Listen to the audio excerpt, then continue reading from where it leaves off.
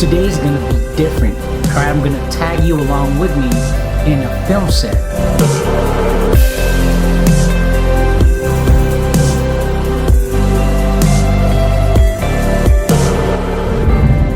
I started working at a tender age of 19 after graduating high school, and I've never stopped working ever since. I even worked through college. So collectively, I worked 18 years of my adult life in the US. I'm now living in the Philippines working.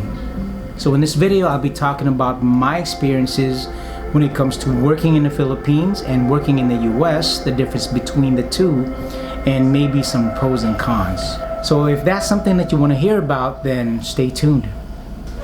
Alright, today's gonna be different. Alright, I'm gonna tag you along with me in a film set.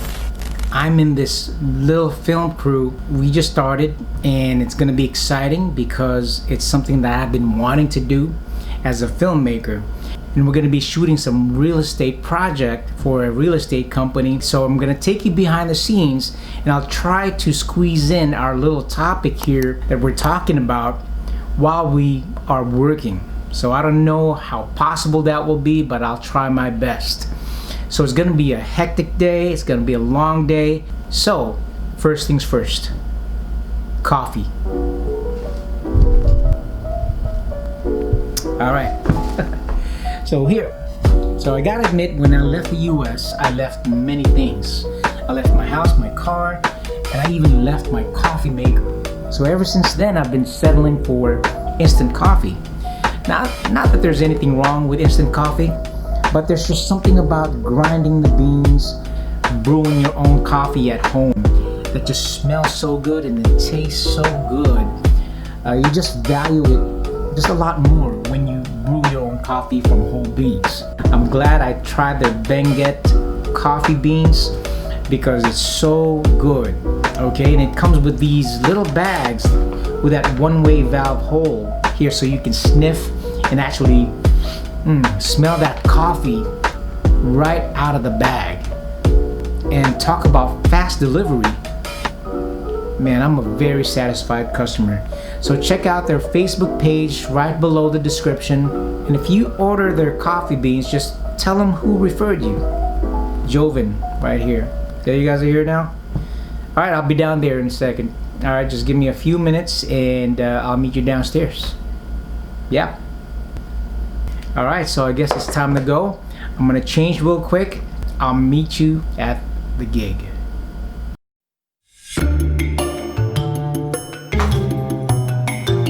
Let's go.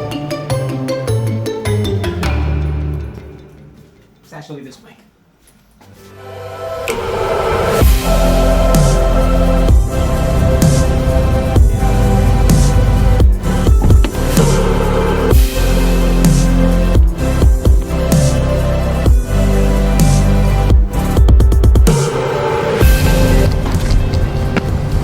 Beautiful place. Anyway, like I said, income. I was only 19 when I started working, and I never stopped working ever since. And I was living under the roof of my parents. My first job was a data analyst clerk, then a document control, then I became a real estate agent, mortgage lender, personal loan lender. Now again, I was living under the roof of my parents. I had that luxury. Right after I started working, I was able to save up enough cash to buy myself a car when I was living under my parents' house. So I found it very easy. When I started working, the minimum wage back then was what, $7.50, but my starting salary for my first job was $10.50. As you can see, it's pretty close to a minimum wage, but even then, I was able to save up so much cash that I was able to buy myself a car not too long from the date that I started. And I remember my parents' reaction to that. You know, thanks to them, I was able to really save some money. So I wasn't paying any rent. Yep, we're done? Okay, let's go. All right, to be continued.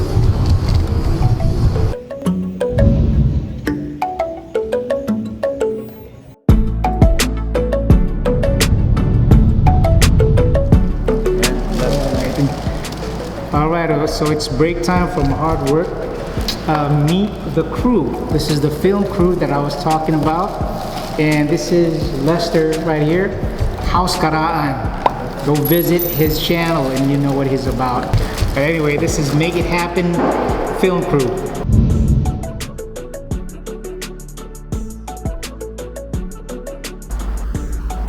Alright, it's actually the next day already because yesterday when I got home, I literally just crashed after taking a shower.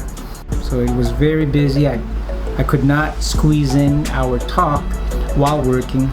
But if you were enjoying the behind the scenes, I'll play some more of that a little later down the line. But let's get back to the topic and talk about the things that you want to hear about in the first place. I think we left off at the income part. When I said I was a mortgage lender, what I actually meant was I worked for major corporations, major lending companies. What they did was refinance mortgages. We sold loans to consumers. Over time, I changed jobs. I also worked on commissions based on real estate, sales, mortgage companies, what have you. Fast forward 5 years from the time that I started working, I was able to save up enough cash for a down payment for a house. I was able to sell that house 2 years after as well and made a substantial amount of money. At least for me, it was a lot.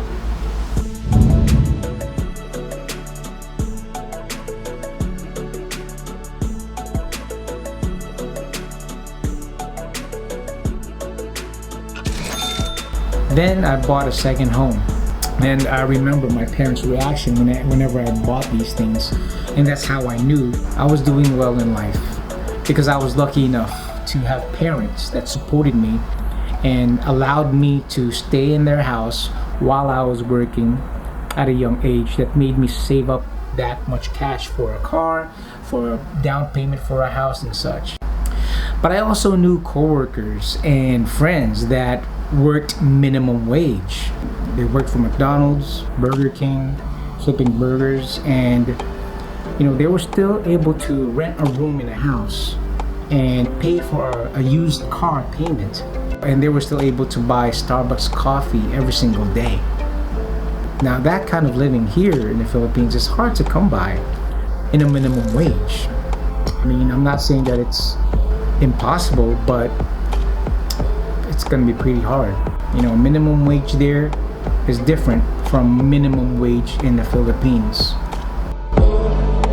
If you research online, you will see a lot of vloggers and content creators stating that it's not true that it's easier in the States. It's not true that you make a lot more money there. They will say to you that they have 2 jobs and whatnot. But this is based on my experience, okay? The material things are easier to come by in the States, at least for me. I was not rich. I'm not saying to you that I was wealthy, but I can say to myself that there were times when I even caught myself, I'm buying another one of these again,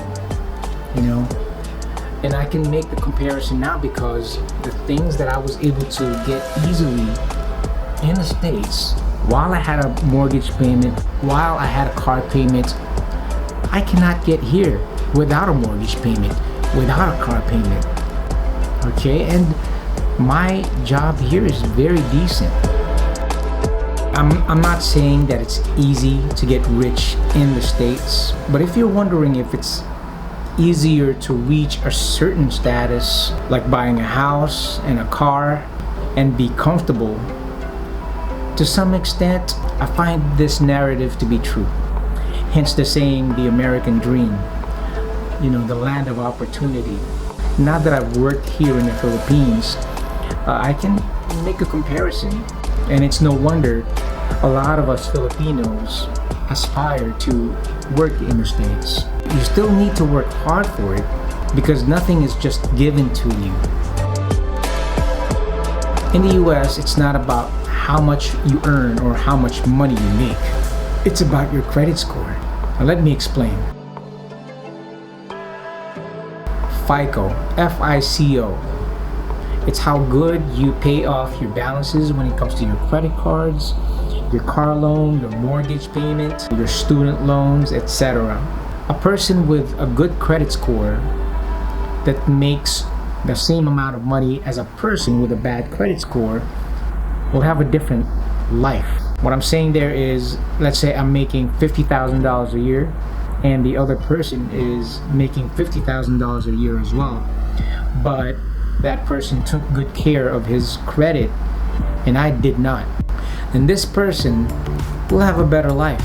Don't get me wrong, a lot of money can get you very far, but more importantly, it's how trustworthy you are to banks. Life pace. When I moved back here in the Philippines, I could not help but notice how laid back most of us are. We are slow paced compared to the Americans. Everything seems to move slowly here, including cashiers or any business transactions, and especially government offices.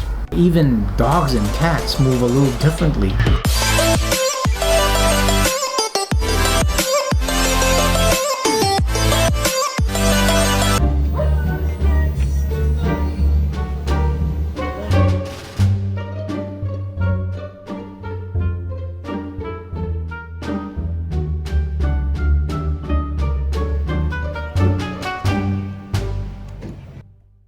Now, as far as being in a supermarket, this used to frustrate me, standing in line to pay for groceries.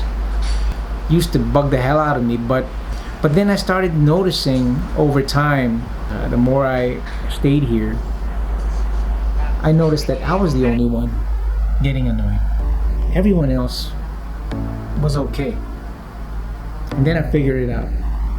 Alright, it's because Filipinos, we've gone through so much. We've gone through so much as a country that patience is in our culture. We have time. Not everything has to be in a rush. The next thing I want to talk about is the touch barrier. In the US, touching a coworker, even the slightest touch on a shoulder, can get you in a lot of trouble. And it's because sexual harassment is a big deal in the States. But here in the Philippines, it's no big deal here. It's really not. And I learned to appreciate that. It feels a lot warmer. A person coming from the States, worked in the States for 18 years, you may find it weird, because I did. I found it weird at first, until I got used to it. It's nothing sexual, that it's just being over here, it's just being warm to someone. It's just being friendly. It's really no big deal. Now that could change, over time, but for now, I still see it as an acceptable gesture. To touch someone on the shoulder, give them a pat on the back, it's no big deal. Shaking hands is not a big deal in the office. The next thing I want to talk about are job requirements. When I worked in the States, all that was needed was my driver's license and my social security card, 2 forms of ID. That was it. It was that easy to apply for a job. When I got here and I started working for companies, I found it very, very difficult as far as walking the papers.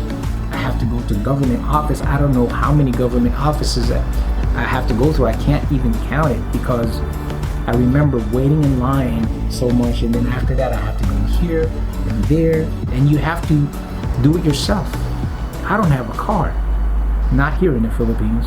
So you can imagine the hassle that I have to go through just to get the paperwork done when applying for a job. I also want to talk about the fun part. When I was in the States, I did have a lot of fun.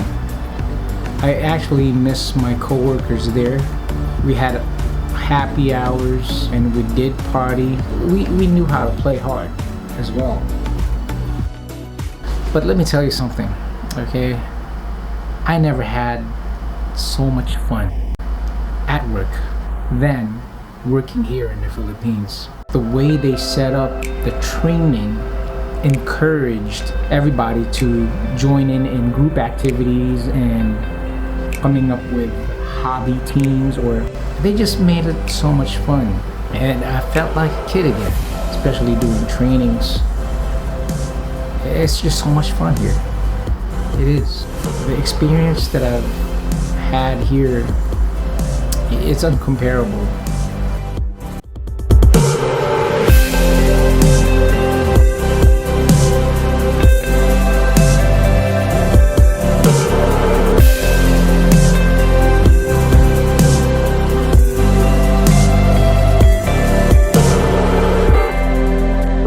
Obviously, there are Filipinos, in fact, plenty of Filipinos who are successful, who make a lot of money here, who have houses like Iron Man house. There are rich people here, so don't get me wrong, you can make it here. God knows I'm still trying. I still have that ambition to make it here. But I do want to emphasize that no matter where you are in this world, no matter how difficult it may be, believe that anything is possible. And I'm saying, if you can make it here in the Philippines, you can make it anywhere. What Philippines has taught me is humility. There are things that are far more important than material things. There are far more important things that can make you happy and that can make you whole than getting a house and a car. It doesn't matter that much to anyone what you got, what you had. And it's okay to aspire for greatness, for wealth, for success. But the things that I've learned here, I will not replace for anything else. Truth is, I learned so much here. It humbled me down, it grounded me. And that's something that you cannot buy. Money can't buy that. If you are still watching this far into the video, you are awesome and I appreciate you. If you found this valuable, make sure you smash that like button. And if you're new to the channel, make sure that you subscribe and hit that bell so you'd be notified every time I upload a new video just like this one. Other than that, thank you and much love.